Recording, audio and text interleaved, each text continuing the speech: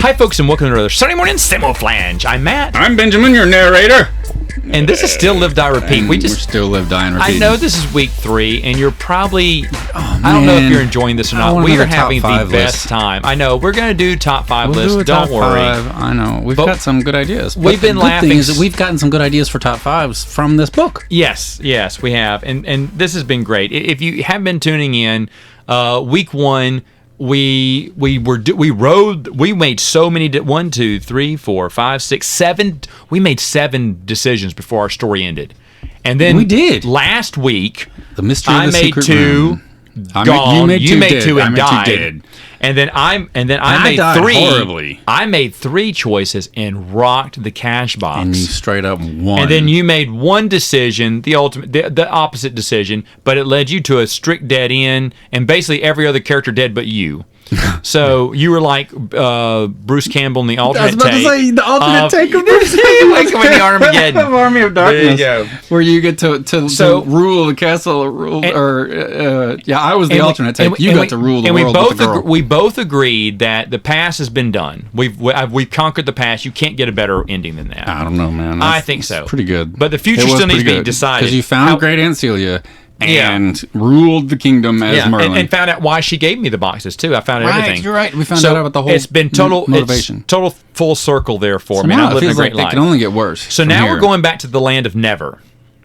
And I feel like we're going to start making bad decisions. This is a good question. So if you were in a live, die, repeat situation, a la Groundhog Day, or I would make the same choice, because it seems like I made great choices there. But let's say that you found the perfect ending, but you got the opportunity to live it again because you're immortal, right? I would do it. And you're the Highlander, and there can only be one, and you're the only one. Yes. And you lop off the head of anyone else who challenges you, so you're good. But would you go back and make other choices? And if you could time travel like this, would you go back and just see what else was out there? No. You would just live your dream. Play it safe.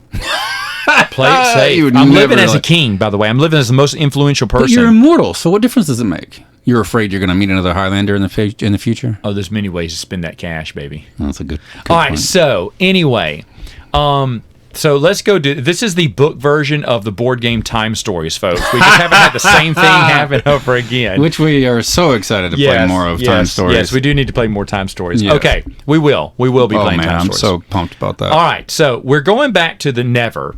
And I say we're just going to see how bad we can screw this up. All right? Going back to the Never. So at page 6, we're probably going to make a perfect ending. Our decisions were either keeping it in the house, which we did last time. The Griffin busted out of the box in this one. The box of Never. The Griffin comes out, and he's got that parody voice that I used the first time.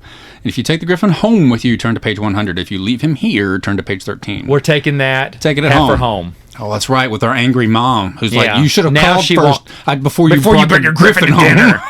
Mom, I brought dinner home. What are you talking about? Eat him, kill him, quick. All right, we've got a great illustration here. Where's Bonebiter? A great illustration of you, Bonebiter. You literally on the back of the Griffin, with your hands and your head in your hands. Am I riding him like a luck dragon? No, sir. You are terrified. Okay, and great. Your dog is barking wildly. I love this. He's going to eat the dog. Let's do this.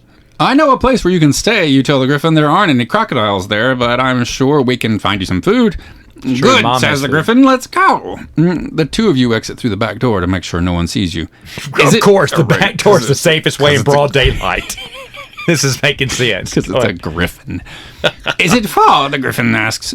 It's about a 10-minute walk, you answer. What a waste of time. Let's fly. The Griffin lets you climb onto its back, and it feels like sitting on a very big dog. Then it lifts its wings, and you soar into the air. Shut up, we're riding the Griffin? Straight up. This is great. The streets look very different from above, but you find your way home. You're coming down for a landing in your backyard when the Griffin suddenly swerves in midair. Are we taking a detour to get those bullies?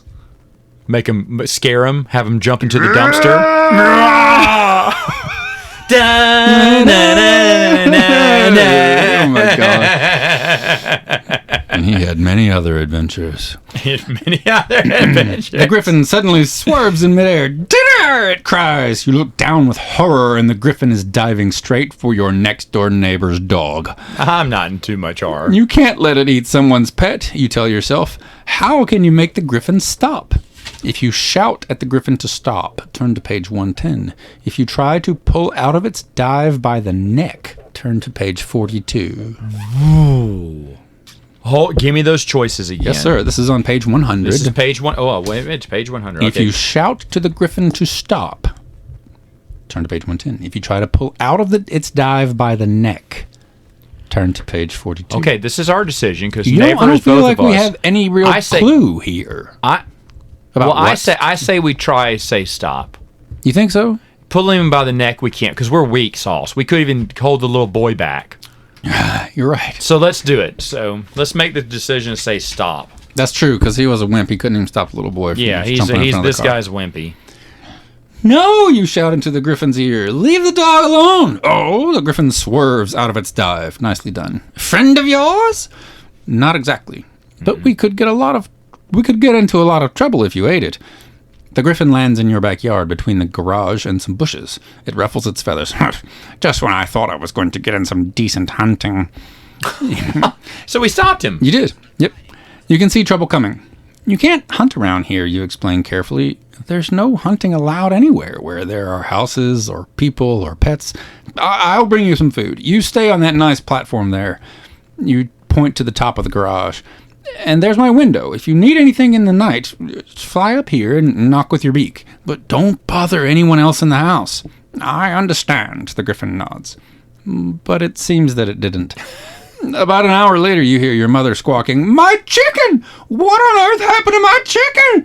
I left it out on the back porch to thaw, and it's gone." So you're telling me I still have $10 in my wallet? Go ahead. It was already dead, the griffin explains when you corner it. It was mostly dead. When we pressed down the chicken, it said, "To blame, to blame, true love." Go ahead. I'm sorry. It was already dead, the griffin explains when you corner it. I didn't think anyone would mind, and its bones crunched so nicely. It smiles at the memory. It smiles, my goodness. I'm still a little hungry, though. I don't suppose you could get me another? I'll try, you say, but from now on, only eat what I bring you. Turn to page 75. Stupid. Yes, stupid. Oh, That's not bad, though. I still think we're doing okay here. Considering what we thought would happen when we took the griffin home. That's true. You go to the store and buy the griffin another chicken. It costs all that's left of your week's allowance. Oh, jeez. $10 worth of chicken? $10 for chicken? Look, there's no notice of the $10. We should have got. Where's the choice about the hamburger and the dog food? All right, go ahead. There goes that record you were going to buy. Oh, man. That record you were going to buy. I was going to buy the new Guns N' Roses. Oh, man. A few days go by. The griffin continues to behave itself, but you're going broke feeding it.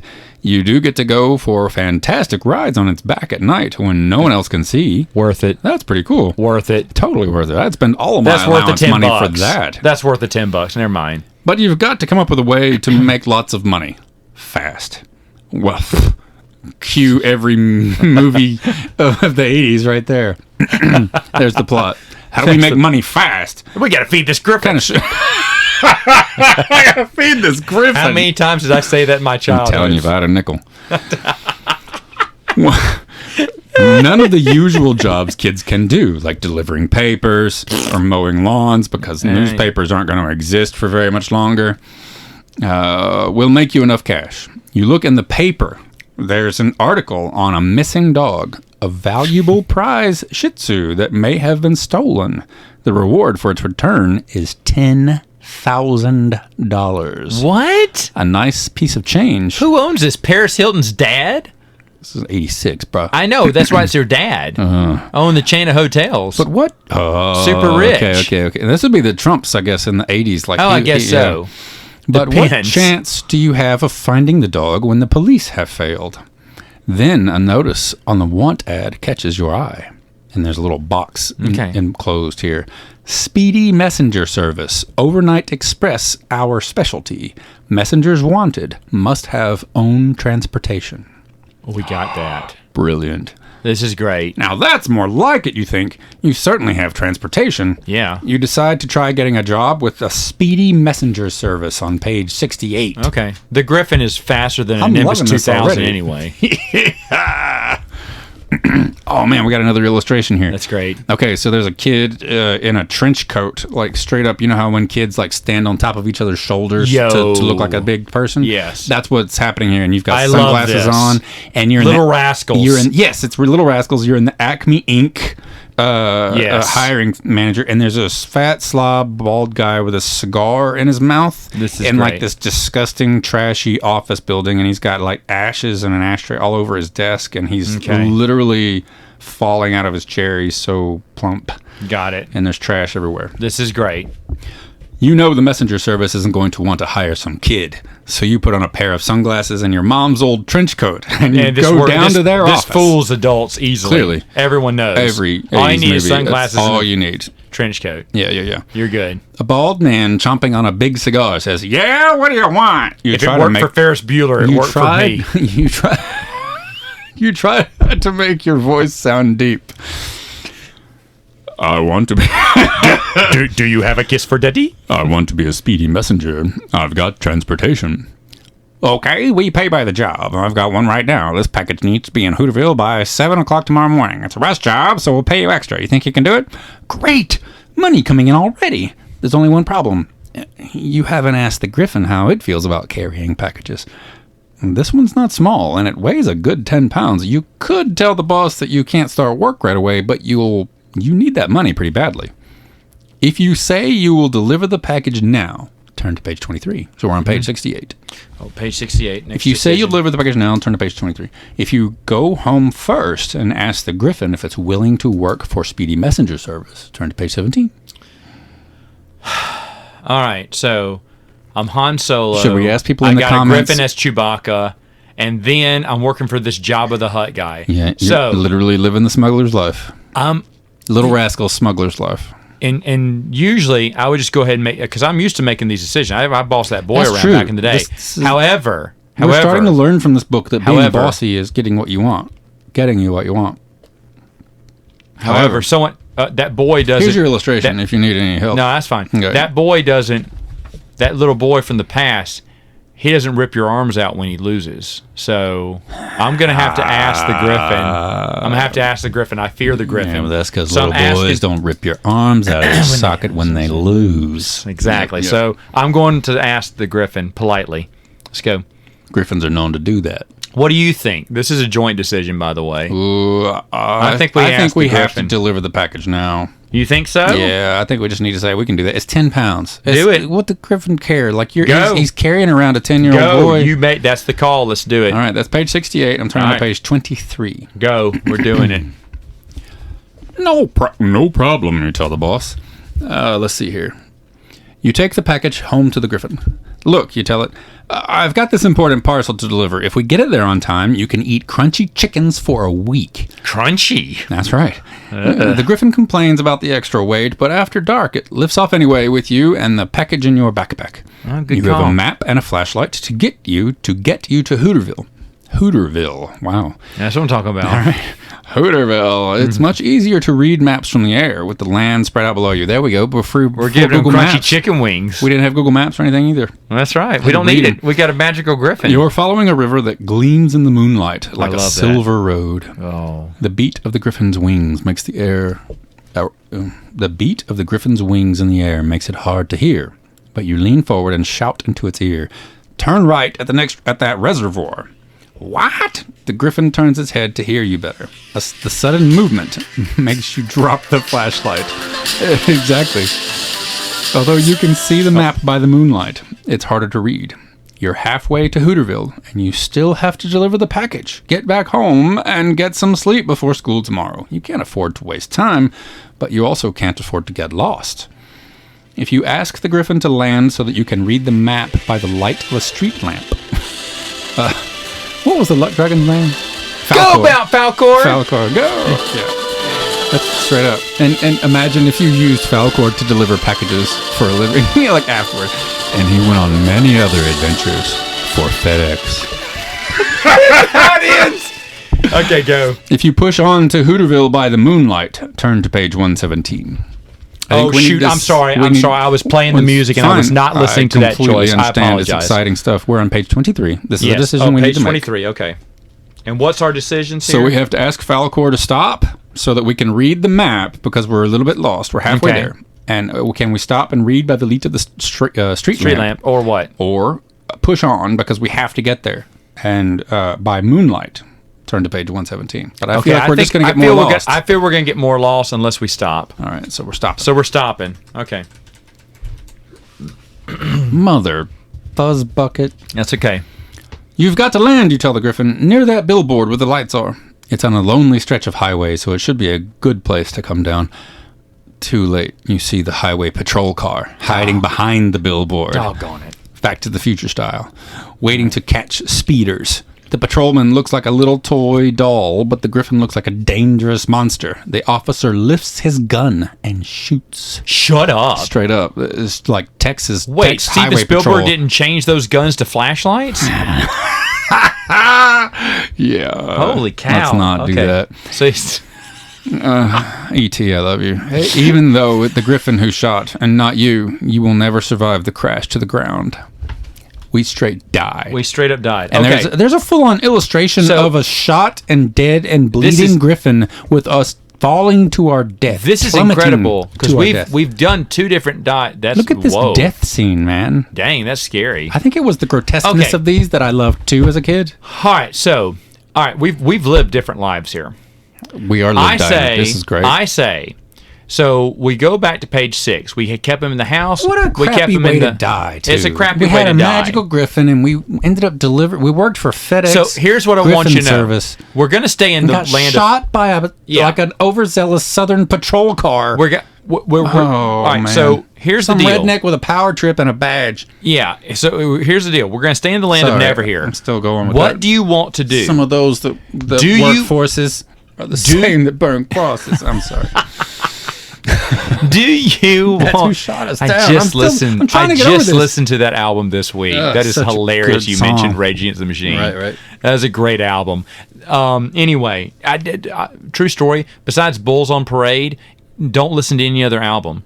Bulls on Parade was a good one for it's an Evil incredible Empire, album. but the first album is good from start to finish. Yeah. All right. So anyway, here's the deal. I'm gonna let you. We're staying in the land of never here. We are. Do we go with the story where we take him home, or do we pick up with the story of where we kept him in the house now? Ooh. I say we go back to the house. I like to do it. Let's finish what happened at home.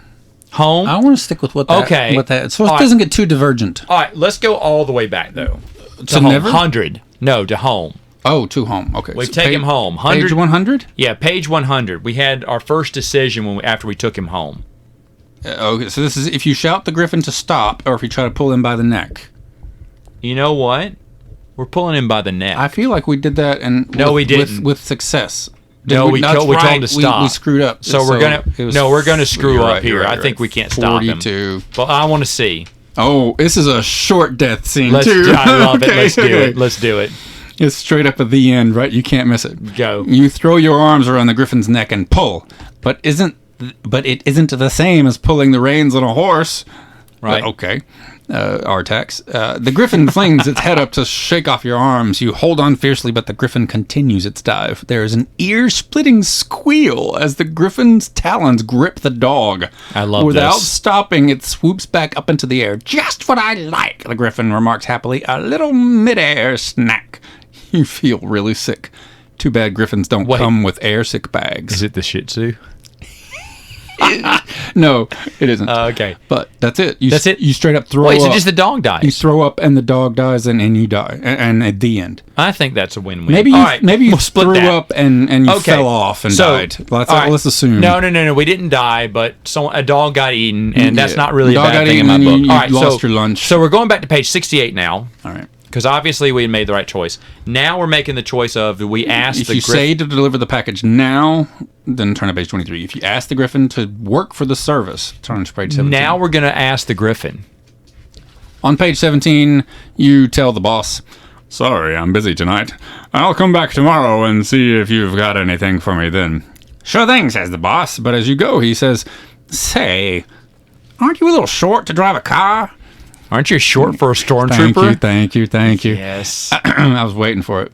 "I have a custom model," you tell him and leave. Wow, clever. Good job. The Griffin isn't at all thrilled by the idea of carrying packages. Good. Because we would have been shot in another life. This isn't the most peaceful spot, it complains. I need a lot of rest to carry heavy things, and I couldn't sleep at all this morning. The stupid birds kept me up with all their chatter. Oh, why didn't you chase them away, you ask? They only come back. Anyway, I've been chased from their usual perches in an abandoned house by some silly dog who's locked up in there. Shut up! No! How do you know all this, you ask? You thought the Griffin didn't know one kind of walking food from another? Oh, one kind of walking food from another. Yeah. Okay, clever. Oh, if you listen to them talk long enough, you can figure anything out. Birds repeat themselves. Wait a minute. You understand what birds say? Because That's earlier, what I've been telling you. when we kept him in the house, he was talking to the cat. Son of a gun. This is right. crazy. This is crazy good. That's what I've been telling you, the Griffin says testily. They're complaining about this little yappy dog that's locked up in an old house. Can you take me there? You ask excitedly. It may be the missing Shih Tzu. After hearing those birds go on about it, I could take you there blindfolded. Page 49. This is great. I know, right? We're going to get $10,000 reward. $10,000. These kids must really be desperate. Get to the ship. Get her ready. I really need this. This is really going to save my... This is really going to save my neck. You're right. That's right. This is great. That's great. And as soon as it gets dark... How are we going to get 10,000? You let me worry about that. We'll have to sell a land speeder. The guy will have to sell his land speeder. That's all right. I'm never coming back to this planet again. As soon as it gets dark, the Griffin flies you over to an abandoned house near the edge of town. Not far from Aunt Celia's, actually. Like Aunt Celia's, this house is old and weird-looking, but unlike hers, it seems lifeless and spooky.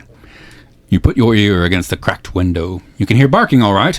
The Griffin breaks the window for you with its beak, and you climb in. You're literally breaking and entering here. In the middle of an empty dining room is a funny little dog with more hair than brains. It jumps all over you and licks your face. Hey! A voice behind you shouts. What's going on here? It's the dog nappers. They're two men in trench coats and black leather gloves. Are they dog nappers or... They're working for Cruella de Vil. One of them is holding... Oh my gosh, that dog's going to be a coat. Okay. One of them is holding a rubber truncheon? I do not know this word. Okay. Truncheon. I don't know what rubber truncheon. What is a rubber truncheon? Look it up real quick. I don't know. Okay, well, hold on. I feel embarrassed that I don't know what a truncheon is. This is 86. How smart did they think we were back then? That was gracious. No one was smart enough in 86 to know what that was. Back then either. Are you kidding me? What's it called? A rubber Truncheon.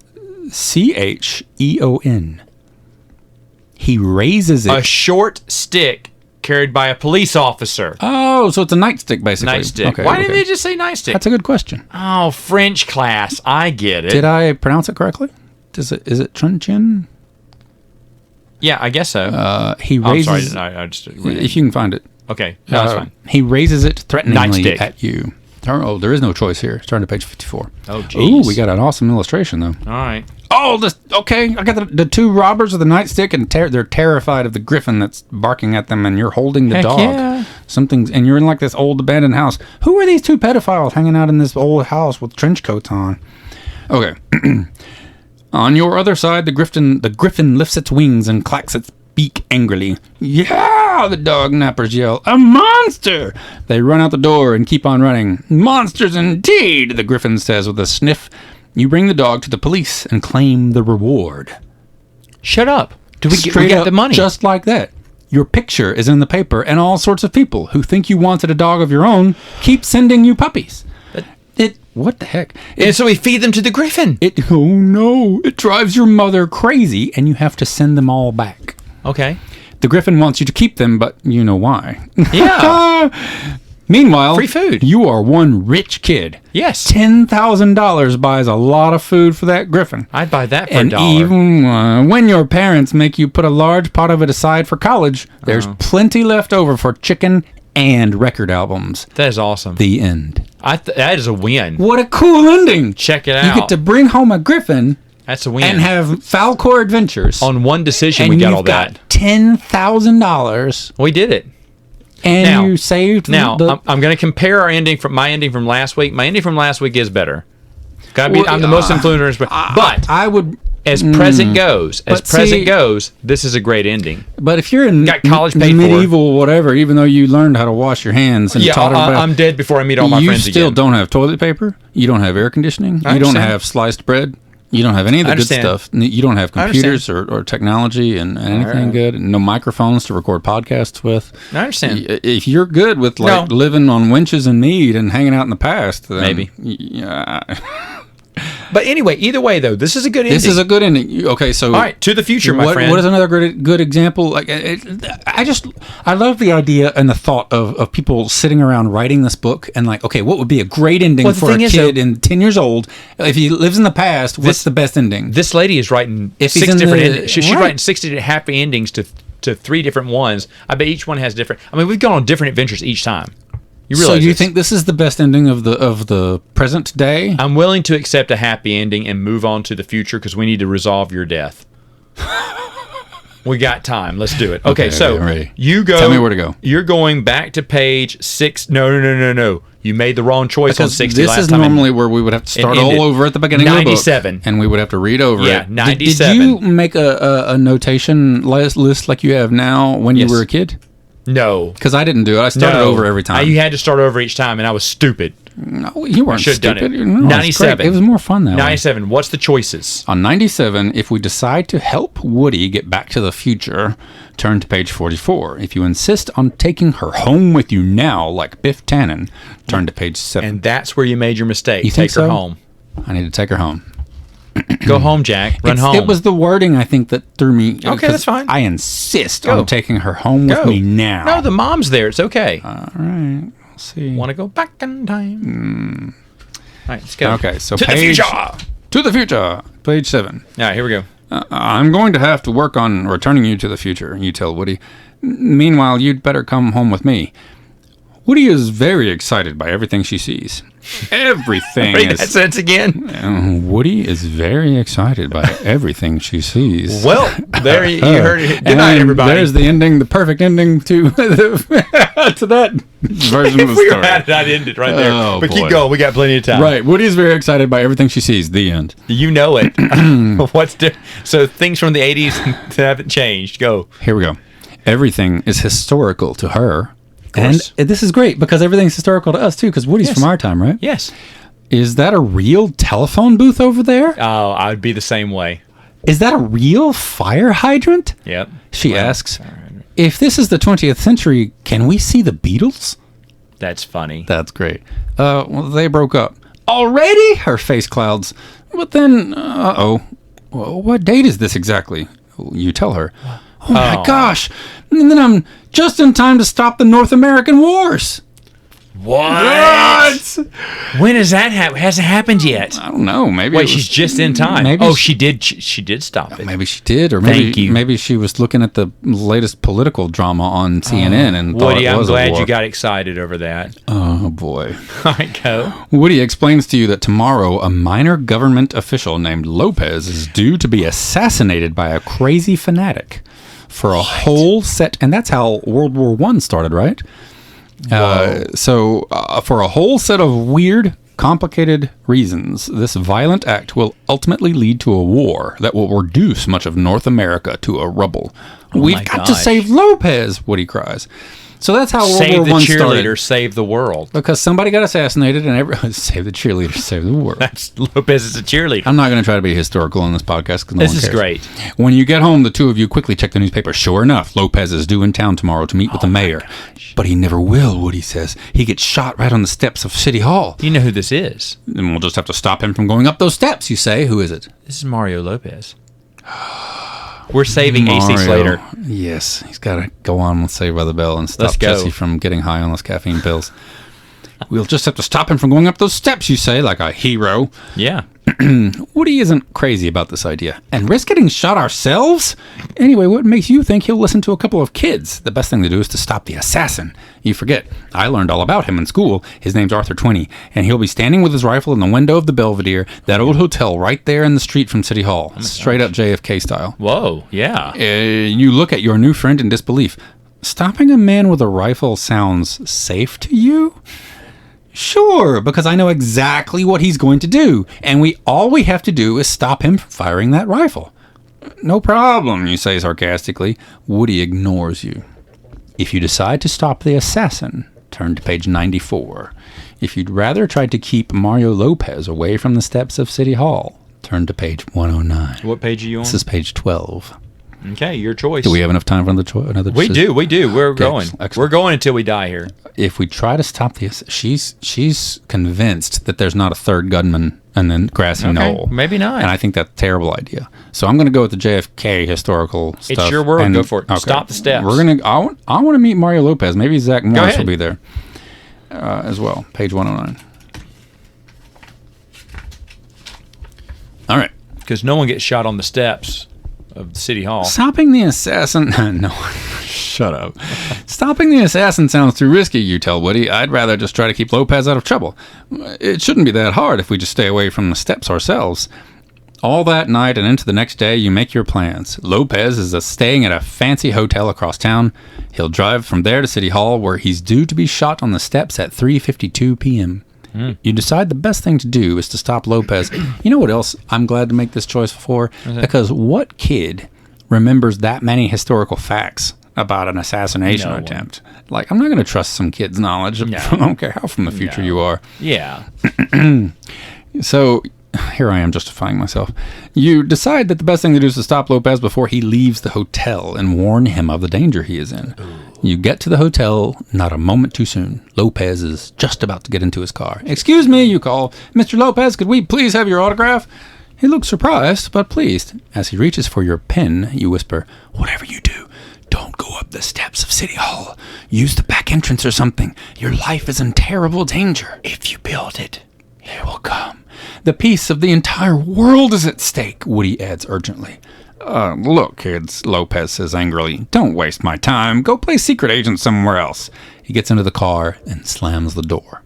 You and Woody stare at each other in horror. "Come on," you shout. You jump into the waiting taxi. "Follow that car!"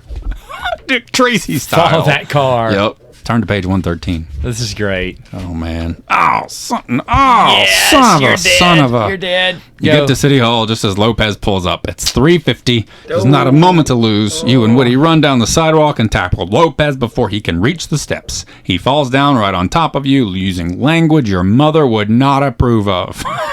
Funky butt loving. Funky butt loving. You hold on, but the politician gets up and shakes you off like a pair of puppies. No, you shout as he goes up the stairs. "Hey," your cabbie yells, "what about my fare?" And then a shot rings out. The end. And there's a picture of a clock with 3:52 on it. That's awesome. You give All right, so go back to page 12. Go back to page 12. We have time to live, die, repeat. Live, die, repeat. Dang it. Okay, we're going to stop the assassin on page 94. Still, you've only died once, and you've killed off everyone else in the last two deaths in the future. You're doing all right. I guess you're right. All okay, right. So we have a new illustration here with both myself and Woody dressed in her weird spandex clothing with her two-tone hair. Awesome. And we're looking at a door of a very anorexic man with some round spectacles in front of room number 827. Nice. He has a rifle in the back of the door, and there's a sign on the door handle that says "Do Not Disturb." Very Lee Harvey Oswald. Very Lee Harvey Oswald. He looks very nervous. Okay. According to Woody, Hello. Tweety will shoot Lopez on the steps of City Hall at 3:52, except that you will be there to stop the assassin. The next day, after school, you and Woody race over to the Belvedere Hotel. Yes, we do. You sneak past the desk clerk and up to the stairs to room 827, the famous room, according to Woody. It is now 3:30. You knock on the door. A skinny, middle-aged man with glasses answers.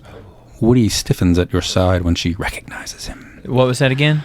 Yes, I was going to read that again. You know she did this on purpose. Woody stiffens at your side when she recognizes him. Yep. I'm just going to let it hang there. Pun Pun intended. You just had to stick it to us, right? I'm telling you what. I'm pulling at my collar here. Speaking of Cindy Crawford in 1986. Okay, go ahead. Hi, you say. We're doing a school project on public safety, and I'm stiff as a board over here with Woody. I'm sorry. Doing a project on public safety, and we were wondering if you would mind stepping into the hall to answer a few questions. Oh, boy. Tweety looks nervously over his shoulder at the window behind him. All right, but he says, but make it quick. While you will keep an eye on your watch, Woody takes out a clipboard and begins asking questions. Do you feel safe in hotels in general? Is this hotel in particular? How about when crossing the street? Do you think there should be more police traffic? Or traffic police? No, because they shoot griffins on sight. Turn to page 84. Oh, my goodness. Right? So far, Tweety's been pretty calm, but when Woody starts asking him about traffic control, he gets excited. No, he snaps. That's the trouble these days. The government controls everything. They can tell us where we can be born and where we can die. They tell us where we have to wear seatbelts.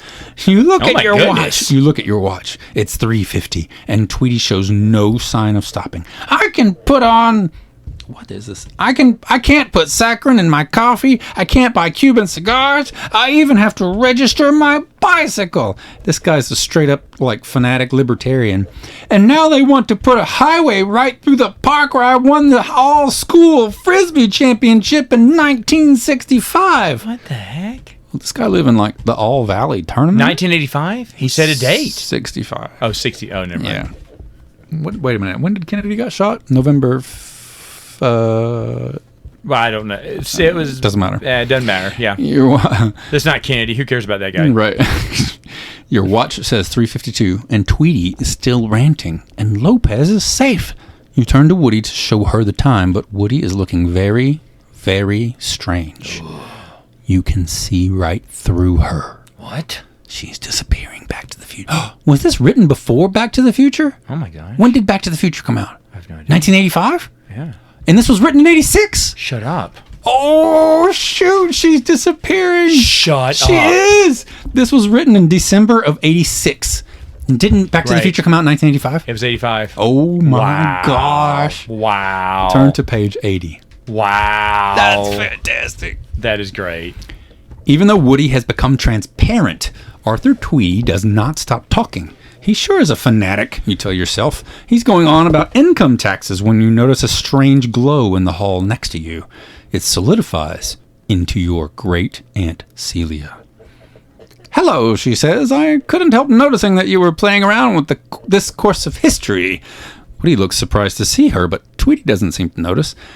I'm not sure what it is you've done, Aunt Celia goes on, but you see the results. It's quite clear that you've rearranged so that your friend's parents never meet, and she was never born.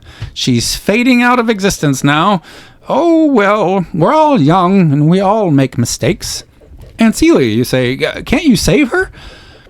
I've already saved her once, Aunt Celia says sternly, by bringing her out of that killer earthquake to you. Oh, shoot. If you hadn't opened the future box, she would have died there. But now she's never even lived. Oh, please, Aunt Celia. Well, I suppose I could take you back a few minutes in time before you did whatever you did. We're getting a mulligan? No! Woody's voice is very faint. You've got to prevent the wars. The wars. If you let Woody fade out of existence to prevent the war, turn to page 102. Oh, wow. What a choice. Wait. Where are we? Page 80. Page 80, okay. If you let her fade out of existence to prevent a war, turn to page 102. If you ask Aunt Celia to move you back in time to save Woody, turn to page 43. Oh my gosh. Wow. What do you do? Prevent the war? Or this is a big one. That's the biggest decision we've ever made. She's literally saying, like, no, save the war. Like, I don't matter about my life. Just let me die. Oh my gosh. Okay, so what are you going to do? She's going to fade out of existence? That is tough. I want to trust Aunt Celia on this one because she seems to know her stuff. She's been on the up and up. You know, right? She's been good so far, and she seems to know what's going down. Okay, let's go. And it seems like the war has got to happen regardless. Because it's probably going something else. All right, so we're safe. We're gonna save Woody. Yeah. Because we're gonna save that Woody. Yeah. Right. Why not? We don't want to lose our Woody. No. Let's go. Thank goodness we didn't lose our Woody. Please, you ask Aunt Celia, take us back to 3:30. Suddenly, there's no one in the hall but you and Woody. The door to room 827 is closed. There's no setup. It's just suddenly. No, just suddenly it's just you and Woody in the room. Keep going. Okay. You feel that was a deliberate choice? The name of Woody? Yes. Let's do it. And your watch reads 3:30.